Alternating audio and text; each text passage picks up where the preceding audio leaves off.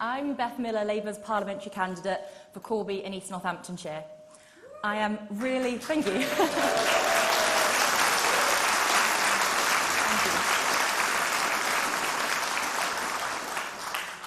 Thank you all so much for being here. To know that this room is absolutely packed means so much to both myself, Jeremy, and the wider Labour Party. I am very, very excited about today. After the gloom and doom of recent years, 10 years of Tory government and the politics of austerity and division, I'm excited to hear what Labour will do to change that, what we'll do to reinvigorate our country and recreate the fire and the passion of past Labour governments to stop a no-deal Brexit, to tackle head-on the divisions, the causes of division, and transform our country for the better.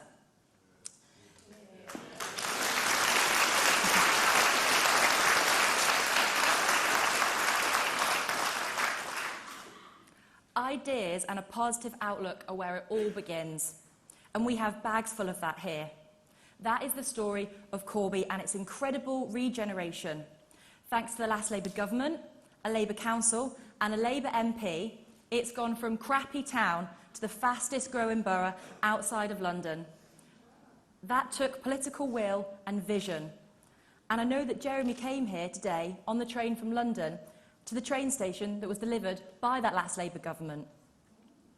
You might recall a story from Barack Obama's campaign trail in 2007. He'd been asked by a senator to go and visit their patch in South Carolina. I think by this point in the campaign schedule, he was pretty exhausted, couldn't really be bothered going. Anyway, he got there, he was exhausted, he arrived, it was raining, and when he kind of finally got out of the car, he was a bit disappointed because there was a really small crowd. So he wasn't feeling particularly inspired by what he saw. He wanted to get it over and done with as quickly as possible. That was until he saw an older woman in the distance. She had a gold tooth, a huge, huge smile, and she had real flair. So when he saw her, she began chanting. She began chanting, "I'm fired up and I'm ready to go." She kept saying it, "Fired up, ready to go, fired up, ready to go." And eventually, others in the room started chanting it as well. And Barack Obama said that after some time, he began to feel pretty fired up and ready to go as well. So that woman completely changed that room. And Obama summed it up quite nicely. He said, if someone can change a room, they can change a town. And if they can change a town, they can change a region. And if they can change a region, they can change a country. So with that in mind, I would like you to give a big Corbyn welcome to Jeremy Corbyn.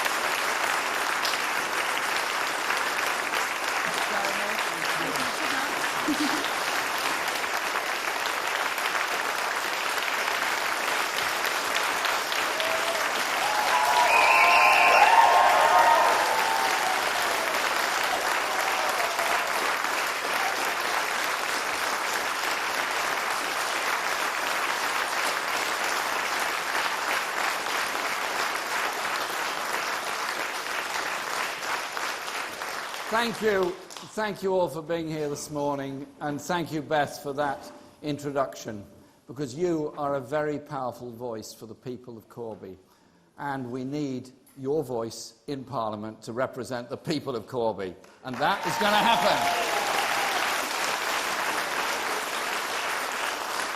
Because Beth speaks for the people, and will make sure that their voice is always heard. It's fantastic to be here again. And I want to thank everyone and all the staff involved here at the Penn Green Centre for Children and Families for hosting us today. This is an amazing centre. This was the inspiration behind our whole Children's Centre and Sure Start programme that the last Labour government introduced, because it's this fantastic wraparound centre. I'm sad at the funding cuts that it's had to endure, but I'm so proud to be here and support this centre and the great work that it's done. Indeed, I met a former member of the staff when I stepped off the train this morning at Corbyn, who said she was so proud to have worked in this place. So, to Penn Green, thank you very much for all you do.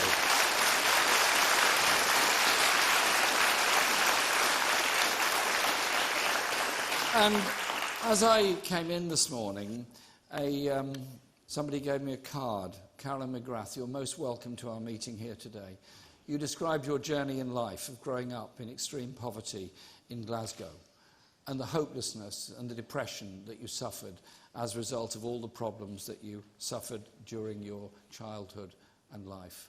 And you're utterly determined to bring about a government in this country that will work for everybody and support those people growing up in depression, in loneliness, and sometimes in homelessness as well. Thank you for coming today, and thank you for joining us, and thank you for the card that you gave me.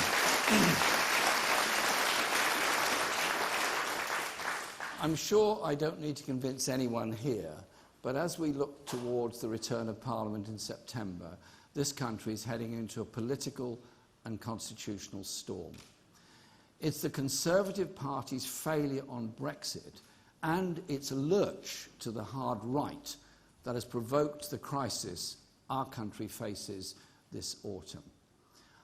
After failing to negotiate a Brexit deal that would protect jobs and living standards, Boris Johnson's Tories are driving the country towards a no-deal cliff edge. Let's be very clear. We will do everything necessary to stop a disastrous no deal for which this government has no mandate.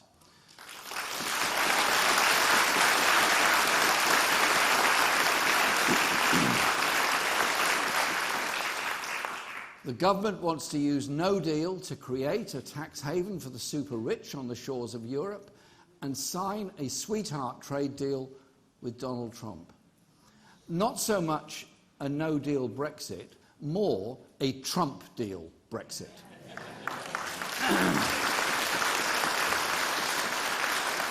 Have no doubt, no deal would destroy people's jobs, push up food prices in our shops, and open our National Health Service to take over by US private healthcare corporations. I just remind them, our NHS is not for sale.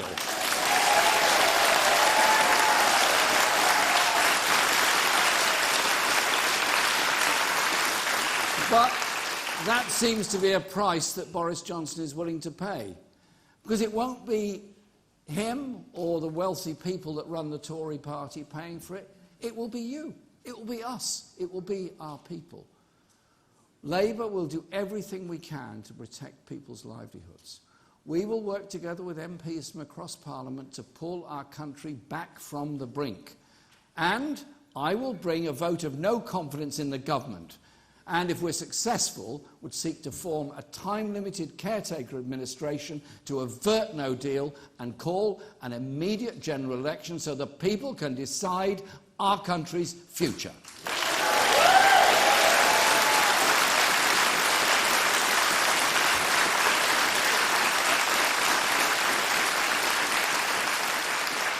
If MPs are serious about stopping a no-deal crash-out, then they will vote down this reckless government, and it falls to the Leader of the Opposition to make sure no deal does not happen and the people decide their own future. That is our responsibility, and we gladly accept that responsibility and will carry it out in Parliament. Yeah. Labour believes the decision on how to resolve the Brexit crisis must go back to the people. And if there is a general election this autumn, Labour will commit to holding a public vote to give voters the final say with credible options on both sides, including the option to remain.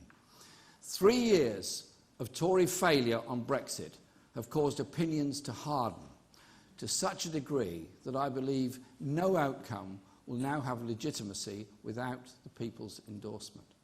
But while Brexit is the framework of the crisis we face, the problems facing our country run much, much deeper. Much, much deeper than that. A general election triggered by the Tory Brexit crisis will be a crossroads for our country. It will be a once-in-a-generation chance for a real change of direction. potentially on the scale of 1945. Things cannot go on as they were before. The Conservatives and a very wealthy establishment that they so happily represent have failed our country. They've failed to protect living standards. They've savaged our public services. Look at the cuts that have happened at this very centre, and you all know all the other cuts that are happening all around you. They've deepened inequality in our society. Look at the incredible levels of wealth a small minority have, and then look at those sleeping on the streets because there's no home for them to go to. That is modern Britain. Inequality. Inequality getting worse, and it's failed to keep us safe. Boris Johnson and his Tory cabinet have direct responsibility for the Tory decade of devastating damage to our communities and the very fabric of our society. However the Brexit crisis is resolved, the country faces a very fundamental choice. Labour offers a real change of direction that I believe the country needs. A radical programme, and I'm proud it's a radical programme, to rebuild and transform.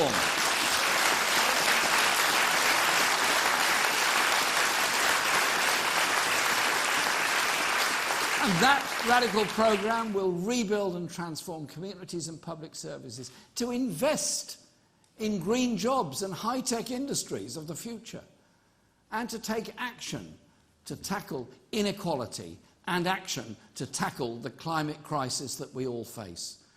The Tories have lurched to the hard right. Johnson is Britain's Trump, as the US President himself declared, so it must be true. It cannot be said to be fake news.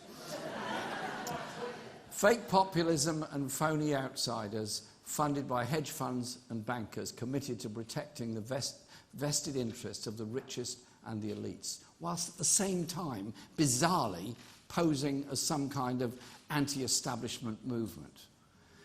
The Tories cannot be trusted to deliver on their quick fix promises, because their first priority, which has now been revealed, is tax cuts for the biggest corporations and the richest people in this country. You can't have it both ways. You can't be cutting tax for the very richest and then somehow assuming the money's going to be there to pay for the services for everybody else. We are very clear that we are prepared to raise tax for the very richest and the biggest corporations in order to rebalance our economy and our society and reduce the levels of inequality in Britain.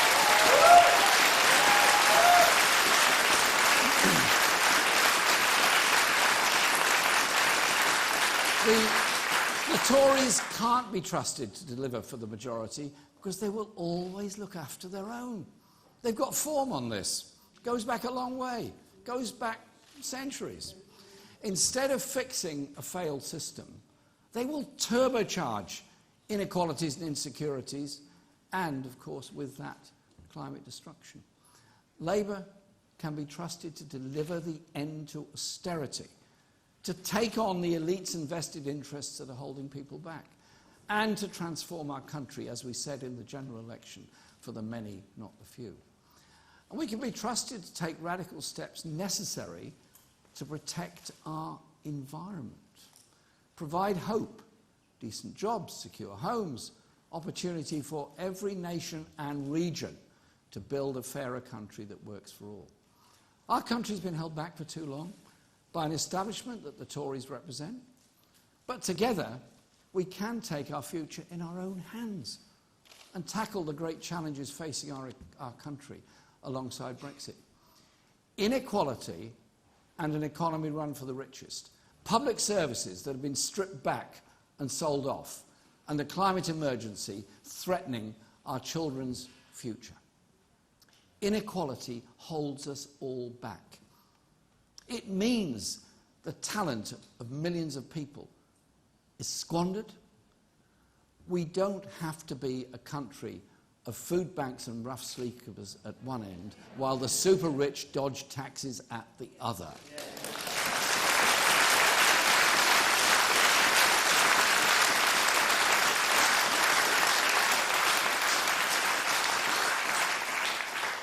people have a choice. As I've said, Labour will raise tax for the richest and make sure they pay their share towards the common good. The Tories will cut tax for the richest. Labour will require the big multinational corporations to actually pay the tax they owe in this country. Tories will cut tax for big corporations. It's Labour that will get more money in your pocket rather than line the pockets of multi-millionaires. We'll introduce a real living wage of £10 an hour, including for young people who deserve equal pay for the equal work and contribution that they make to our society.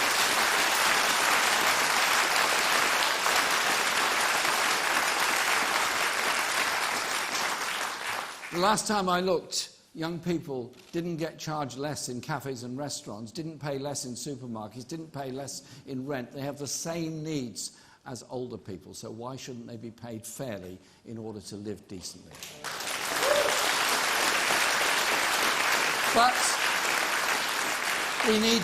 But we do need to go further. The problem with an unfair economy isn't just the imbalance of wealth, it's the imbalance of power. So we'll give working people more power to win better wages and have security at work. So we'll put workers on company boards and give the workforce a 10% stake in large companies, paying a dividend of as much as £500 a year to each employee. And Labour won't tell people they have to work until they're 75.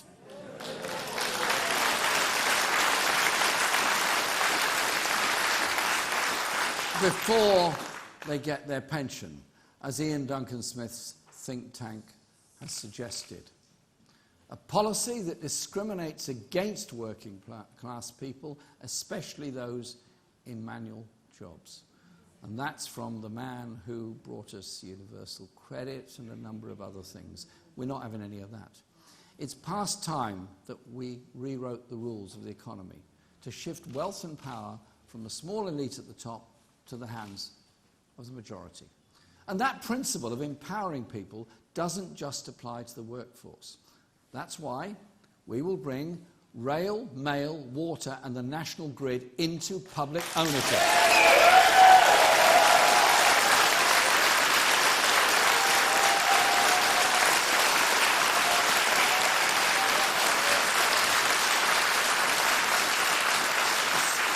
So that the essential utilities people rely on are run by and for the public, not the shareholders.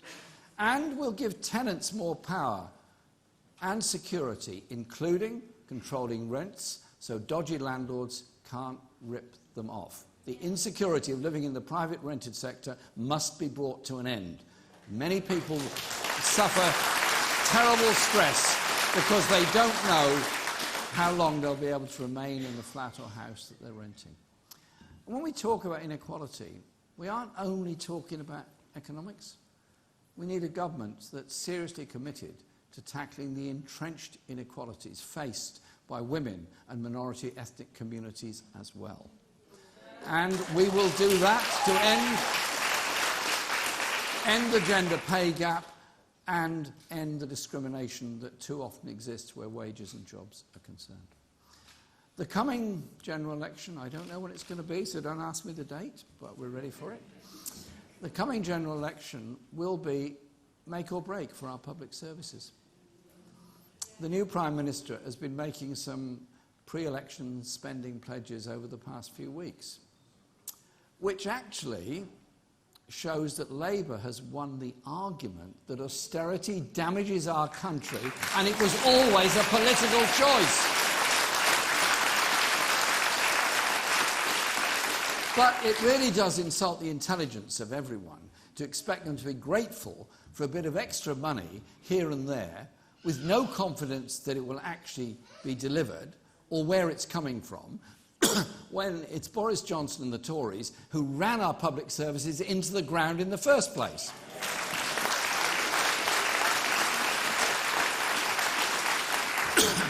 And the arbitrary nature of the announcements made shows no understanding whatsoever of the depth of the problem facing the whole of our country. Take crime. which the Prime Minister is now trying to turn to his political advantage, with yet more promises to tackle what the Tories have failed to bring under control for a decade. In the 2017 election, Labour won the argument that Tory cuts to the police had made people unsafe, and we pledged to hire more officers. The Conservatives have now conceded that we were right. But police cuts are not the only reason that violent crime has doubled. What the Tories won't address is the much wider impact of austerity. Think about it.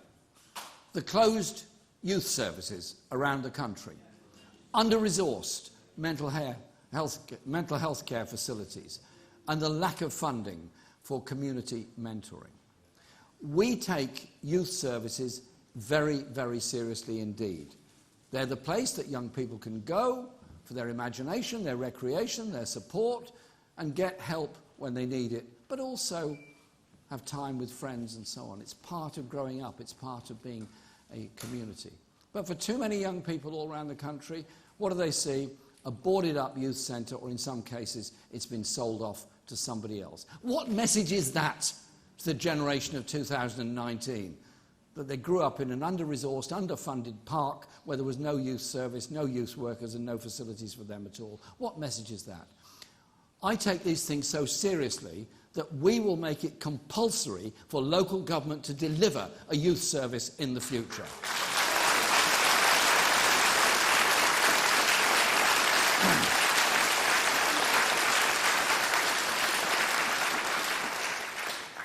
And we know the direct impact that rhetoric around immigration, crime and stop and search can have on the lives of those from minority communities.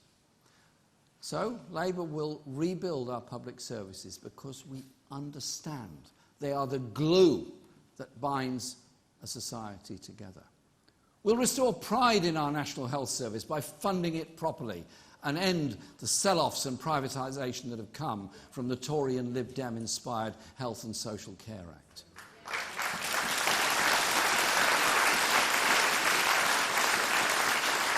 And we will create a national education service providing free learning from cradle to grave, including free school meals for all primary children, smaller class sizes for 5-, 6 and 7-year-olds, no tuition fees at university or college.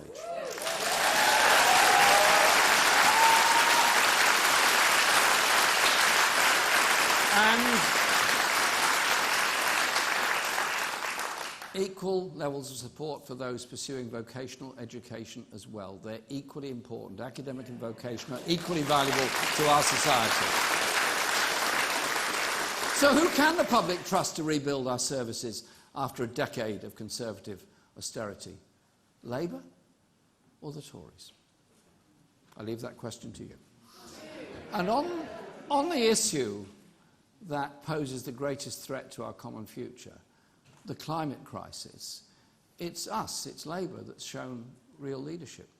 We ensured our Parliament was the first in the world to declare a climate emergency.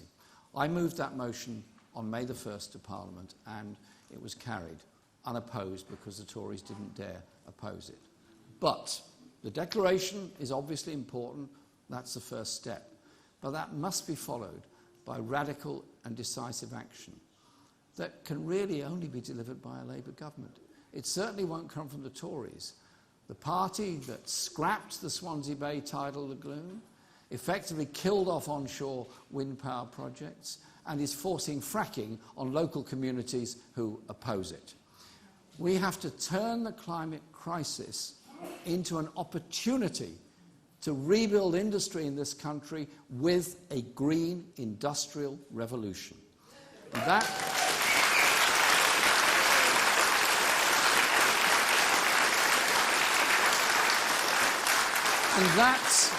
green industrial revolution will create 400,000 well-paid, high-skilled jobs in renewable energy and green technology, particularly in parts of the country that have never recovered from the decimation of our industrial base by Thatcher's government. Places like here in Corbyn, where the closure of the steelworks cost thousands and thousands of jobs. And there are many other towns and cities around the country that suffered to the same extent because of that headlong rush to closure and privatisation by the Thatcher government of the 1980s. Imagine if the Derbyshire and Yorkshire coalfields that once powered the nation became the new centres for green energy generation. Or if towns that used to build railway locomotives and railway carriages built the next generation of high-speed electric trains. Just imagine how it would feel for those communities to once again be the beating heart of our economy whilst reducing our greenhouse gas emissions and giving our young people a real future. The future is within our grasp. But I ask again, who do you trust to act on the climate emergency? Labour or the Tories, led by the current Prime Minister? We cannot afford more of the same, but even worse. The future could be fantastic. New technologies have the power to liberate us and help tackle the climate emergency. But for too many people, the future is frightening. Young people, uncertain what their future is, where they're going to live, what job they'll get, what training they'll get. Because the technological revolution that's happening around us has been used instead to benefit the wealthy while driving down pay and security for millions of other people. The next Labour government will take on those who really run our country, the bankers, the tax dodgers and the big polluters, so that the real wealth creators, the people of this country, can have the services, jobs and futures that they deserve. Because when Labour wins, we all win.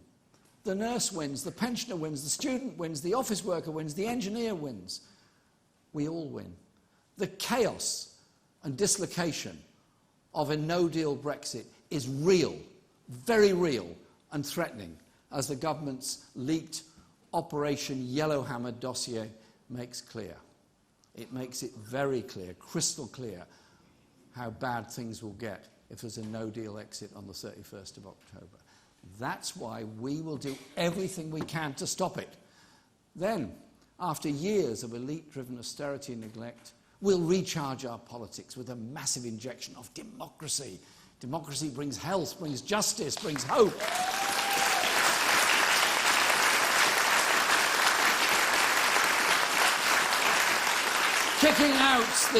Kicking out the big money interests and putting the people in the driving seat. We will rebuild our public services by taxing those at the top to properly fund them for everybody else. We'll drive up people's living standards by boosting pay, improving rights and running our utilities and economy in the interests of the millions, not the multi-millionaires. And we'll transform our communities with investment in every part of our country. The inequalities between north and south and east and west have got to be addressed. Breathing new life into our high streets by giving security to older people and hope and opportunities for younger people. This is an historic moment with the potential for real change to transform our country if we grasp that opportunity. Thank you.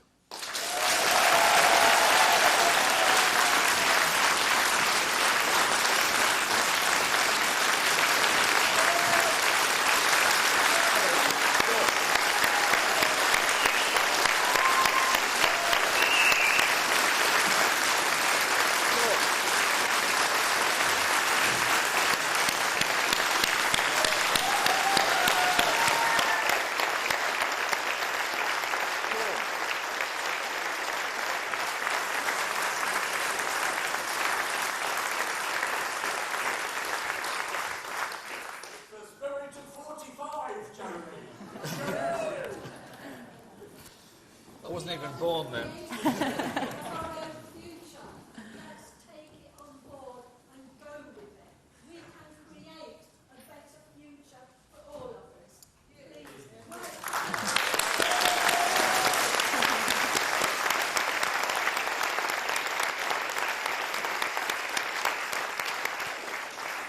And elect her. Just want to say a huge thank you for that, Jeremy. I'm sure everyone will agree that was absolutely fantastic, and it's a sort of inspiration we really need at the moment with this, Tory austerity and Boris Johnson as our Prime Minister. So that really showed how different things could be. So I think there is a choice, Yeah, it's definitely a very clear choice as well.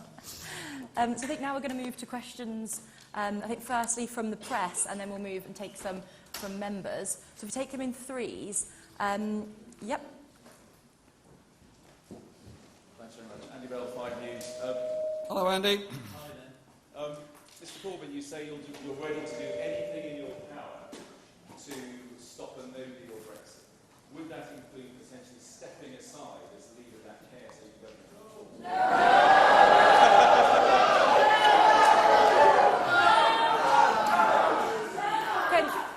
Can I just remind you... Let Andy ask his question. He's a nice fella, it's all right. Would that potentially include stepping aside as leader of that caretaker government you've talked about, if that was the way to get the necessary votes to stop the no-deal Brexit? Can I remind the audience... Oh, no, sorry, just to let be him ask a polite? question. Okay. Yeah. Not the press, or Boris Johnson, or Joe Swanson. Thank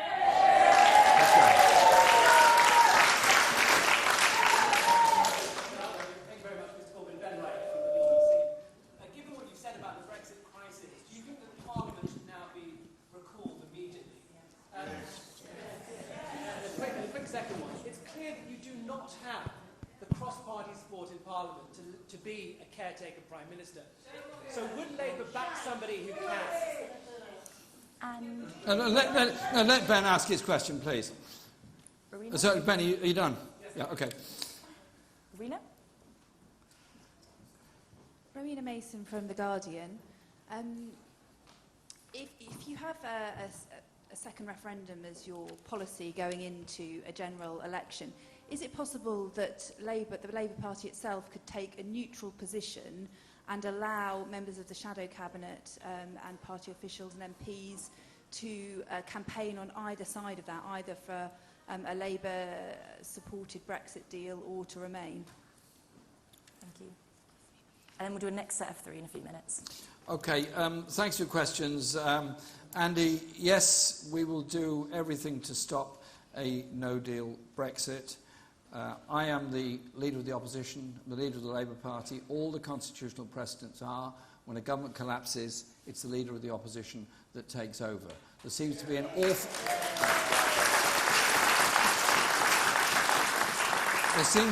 awful lot of very imaginative what-ifery in the press at the present time. We will put a motion of no confidence in the government. We will do everything we can to stop a no-deal Brexit. I have written to the leaders of all of the other opposition parties inviting them to join me in this, and I simply say to them this, and to those probably quite small number of Conservatives who are alarmed at the prospect of a no-deal Brexit, if you're serious about stopping a no-deal Brexit, then back my motion of no confidence to stop this government taking us over a cliff edge on the 31st of October.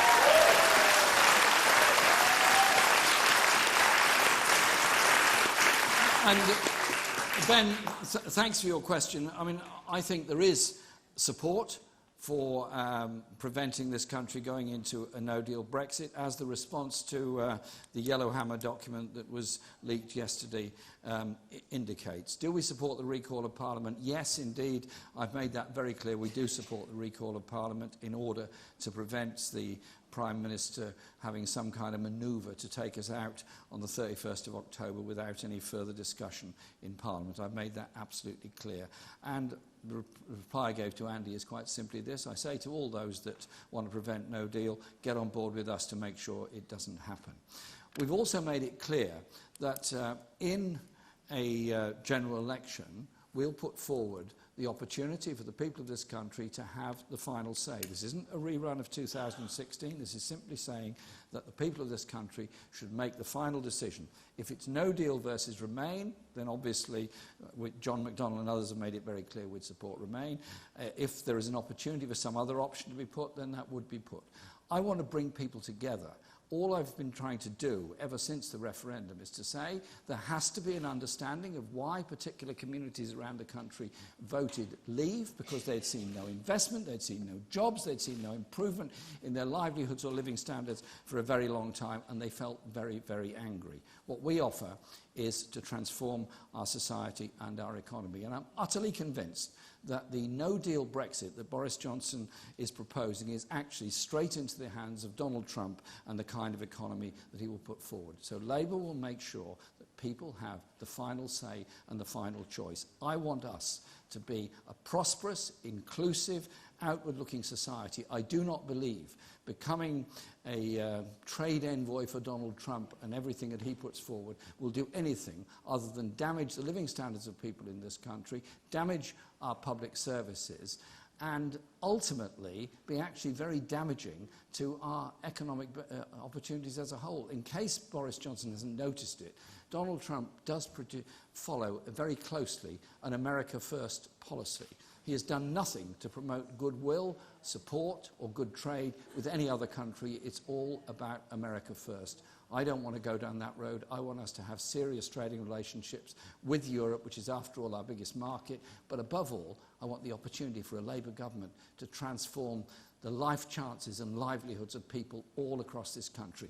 That is what will bring people together.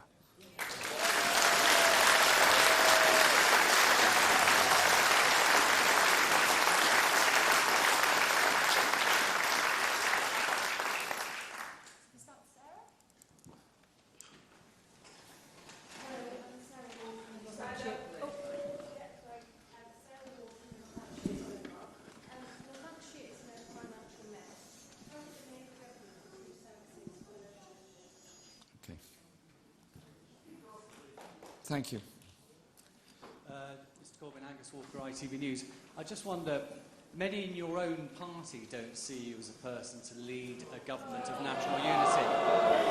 I just wondered why you... Let Andy ask his question, please. I'm defending your right to speak, Andy. Thank you very much.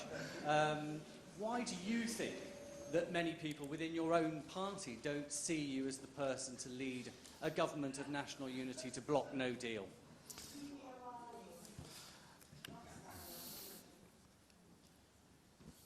Sam Coates, Sky News. Mr Corbyn, this morning your own Shadow Chancellor, John McDonnell, said that in the event of another referendum, he would campaign and vote to remain.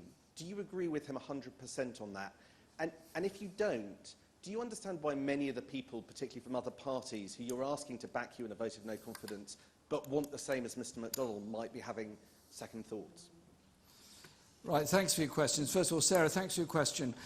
Northampton has become the first council in the country that effectively became bankrupt. And that is surely a warning to every other local authority across the country.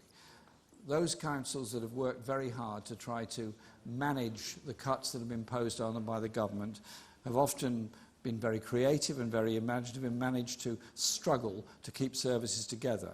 Many people have lost their jobs in local government through redundancies, and many who work in local government and other public services effectively end up doing 2 or 3 jobs. Those that in social care and many other services work incredibly hard. And I think we should say thank you to all those working in the public sector for keeping the services going. They've shown true dedication, but when a local authority is faced with 40 and 50% cut in its income from central government, something has to give. And what always gives is the services that the most vulnerable need within our society. And there is a social care crisis where over 1 million people are waiting for social care at any one time. We cannot go on like this. And so what's happened in Northampton is just a symbol of what the Tories and Liberal Democrats' failure has been in funding of local government. And so we will properly fund local government and properly fund education. Because at its best, local government services are actually redistributive of wealth. If you provide a youth centre, you provide a library, you provide leisure facilities, you have an effective cleansing service and all the other services that are so important, you're making the public realm a better place, you're helping people that need those services. But the Tory strategy of trying to bring in local funding at the expense of national funding, underfunding our local government services, actually means that the poorest people in the poorest communities in the poorest parts of Britain lose out the greatest. And those that live in the wealthiest parts of the country and the wealthiest people, paying often the very lowest rates of council tax, end up being better off as a result of it. I want to lead a government that's redistributive of wealth and power across the whole country by properly funding local government in all parts of the UK. And I'm determined that we will achieve that.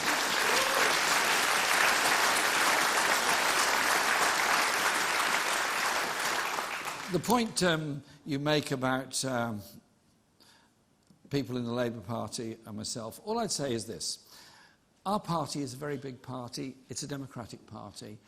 We had a leadership election in 2015, and rather surprisingly to everyone in the mainstream media, I was elected leader of the party, and I'm very proud to have been elected leader.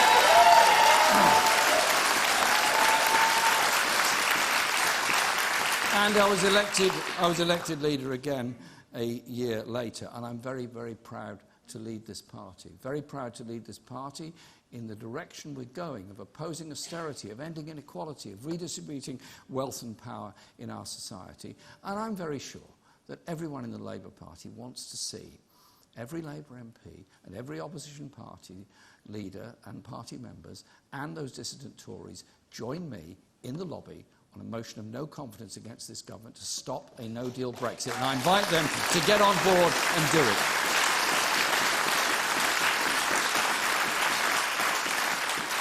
John McDonnell gave his personal view this morning. The issue is that we will do everything we can to stop a no-deal Brexit, and I've made it very clear that in accordance with the democratic decision taken at our conference last year, an incoming Labour government will facilitate a referendum where everyone will have the choice between a deal or remaining in the European Union. But the real issue is, of course, that in the immediate future, but the longer-term issue is what I outlined in my speech. It is about the kind of society we want to be. I want to be a society that's prosperous, that's inclusive, that's humane, that's decent, that's outward-looking, that above all ends the horror of inequality and poverty that exists in modern Britain. Should it be really possible to do this? Yeah.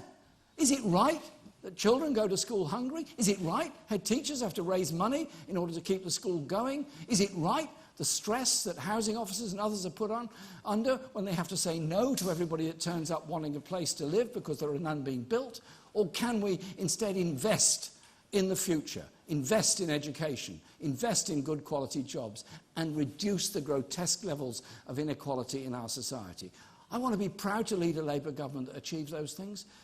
When the UN produces a report that says millions of people in the fifth richest country in the world are living in poverty and it's getting worse, if that came out under a Labour government, every media outlet in the land would be condemning us, and they would be right.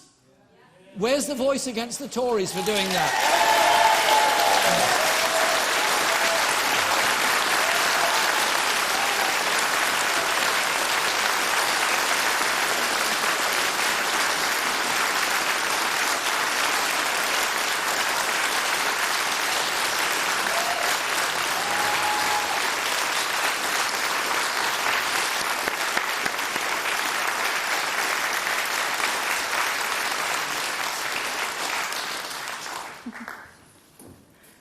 We just take one more from press and then we take some from the crowd. Yeah.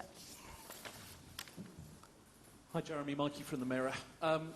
For your plan to work, you'll have to do something that as yet no one's been able to do, which is to convince a majority of MPs to back a plan, any plan, a way forward on Brexit. How do you intend to do that, and what would you be willing to offer to people who aren't quite sure? And then if we take two from the crowd. So I'm conscious we've had quite a few men, so I'm looking for women here. Yep. And then one more after that bit for you. The lady here and then the lady thereafter. Jeremy, young people a national apprenticeship scheme that we used to have many years ago. Council housing, a unique idea introduced in the 1920s. Now we seem to be hearing more of social housing and less of council housing. Could you comment on both, please? Thanks, Okay, Jeremy. thank you. And then I think there was a lady round here, wasn't there? Hi, Jeremy. I followed you all over the country. It's great to see you here in the county. I live in a little village not far from here, and I just want to take some of the press back maybe to when I was growing up, where my grandfathers in Liverpool had to stand to be picked out for work each day. And I was quite lucky because one was very tall and one had a horse. And I'm absolutely disgusted that we are going back to the same sort of situation where my son-in-law works from day to day with one wage one day, no work the next, doesn't get paid. And so really, I want the press to know we're not made up, we're not paid to come here, we are ordinary people. We know that you tell lies in the press, and we know that you... we know you distort things. So there has to be some way, Jeremy, of us looking at how the press reports and the very basis of democracy. One vote every 5 years is not enough, and we have to look at how we empower people in a much different way. So that's my question. Thanks very much. What am I offering to people? What I'm offering is that our party, as the main opposition party, will challenge this government, will do everything to stop a no-deal Brexit, and we offer to form a minority administration in order to give the people the choice in the future through a general election. That's what we're saying. That is the constitutional precedent. That is the norm. All this speculation about lots of other options, they actually don't exist. The option that exists is the constitutional precedent of the opposition taking over in order to facilitate an opportunity for an election campaign.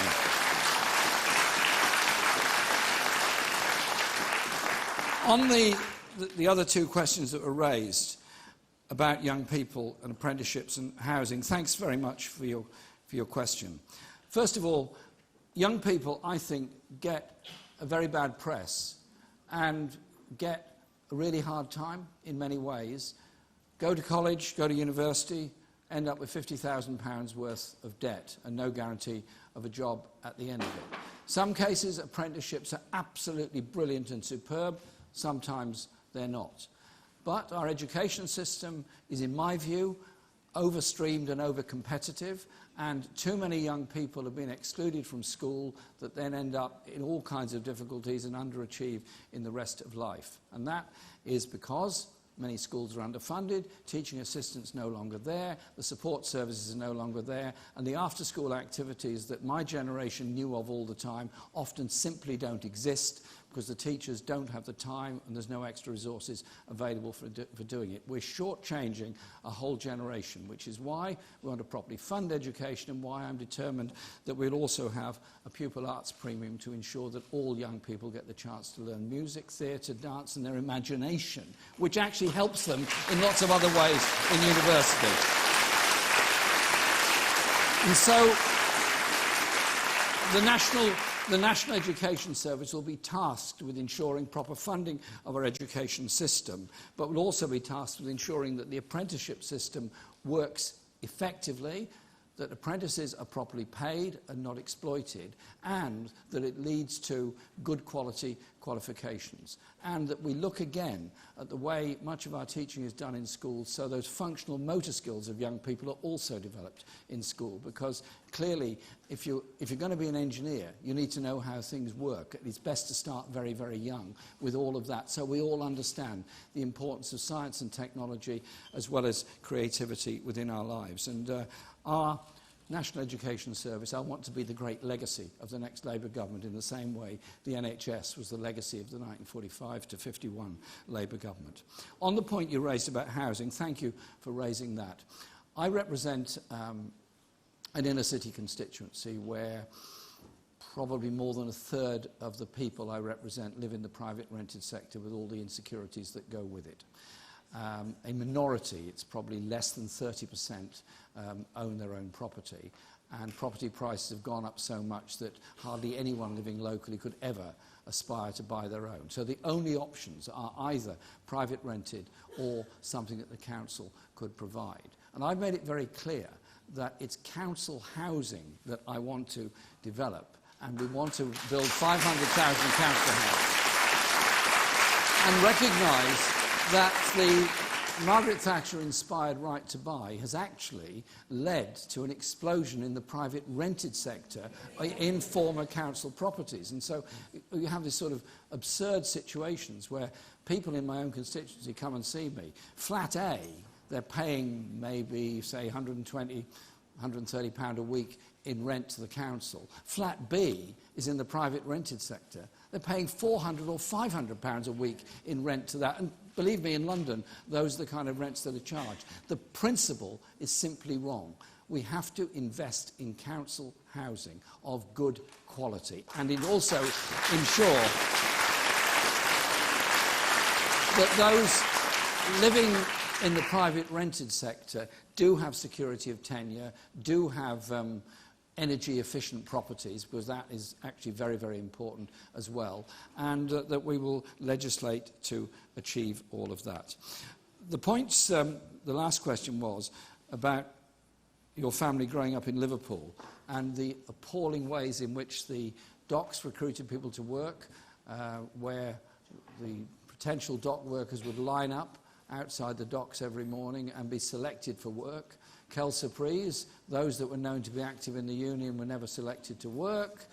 Those that looked as though they weren't as strong as the person next to them never got a job, and so on. Unbelievable sort of cattle market philosophy on giving people employment. The same thing happened in the London docks, the same thing happened in the building industry in London, Birmingham and all over this country.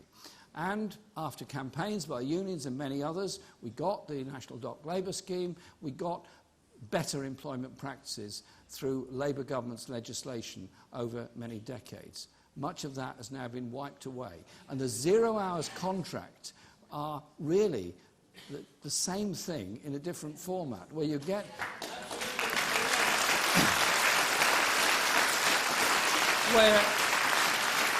where you see people spending the whole day going around with their mobile phones. I know we're all obsessed with our mobile phones. I've got mine here. So go around all day singing, yeah, yeah, I've got a text, yeah, yeah, I've got some work tomorrow.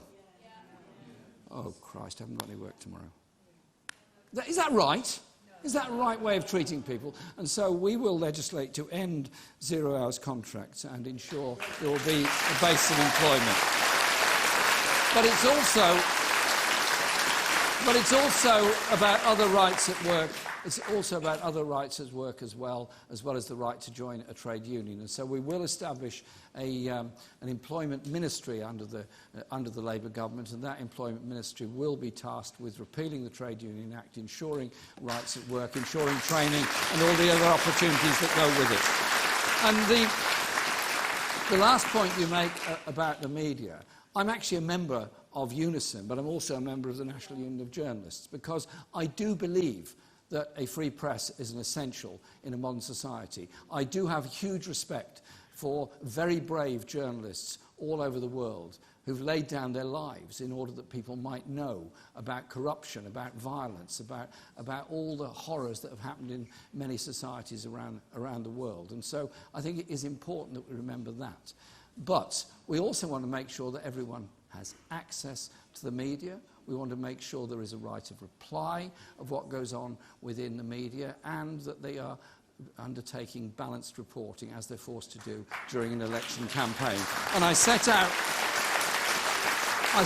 a number of ideas on media reform in a speech I gave to the Edinburgh Festival last year, and that is the basis of the policy that we will go forward. Social media is a very, very important part of people's lives. There's no place for abuse on social media, or indeed any other abuse in any other form in society, but social media is a very important factor in most people's lives. Indeed, I think the figure I've seen is 40% of the people get most of their news online and from social media and other website sources. So the right to know is a very, very important one. But it's also the right to give a balanced reporting of what goes on, and crucially, when somebody has been attacked in the media, I don't know anybody who has, but somebody said I've been attacked in the media, that they have a right of reply to what's being said against them. Not just for people who are in the public eye, but for everybody else as well. And so, yes, a Labour government will bring about media reforms, the crucial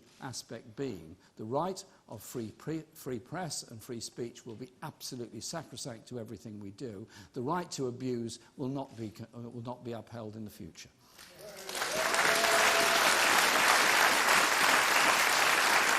And could I just finally say that change in society comes about because people want it and people campaign for it. And so we all pay great tribute to those that founded the National Health Service, those pioneers that brought about the pension, the National Insurance System, managed to get votes for women, managed to get Race Relations Act and Human Rights Act. Today, there are heroes in our society. I was with some young people in Bolton on Saturday, discussing their lives and discussing their hopes and opportunities.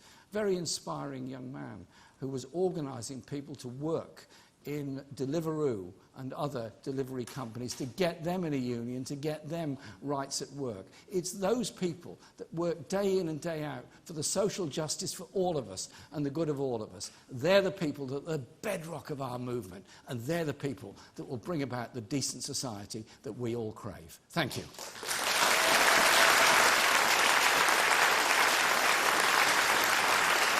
I think we're done now, aren't we?